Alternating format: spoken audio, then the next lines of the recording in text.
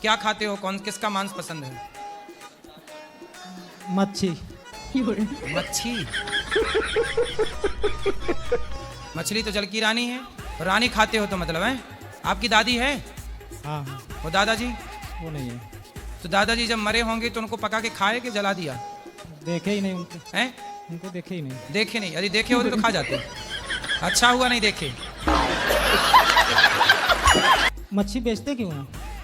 भाई बिकता तो जहर भी है, तो जहर पी लोगे क्या? भाई बिकता है तो तुम खाओगे।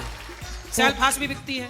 नहीं है, लेकिन काटते क्यों हैं तब? अरे जो काट रहे हैं वो मूर्ख हैं। तो गुरुजी वो मछली कहाँ जाएंगे और वो मुर्गे और बकरे कहाँ जाएंगे? तुम क्यों टेंशन ले रहे हो कि मछली मुर्गी कहाँ रहेगी? बड़ी चिंता है तुम्हें क्या? कहाँ रहेगी के चक्कर में अपने पेट में डाले पड़े हैं। तुम्हारा पेट है कि शमशान घाट?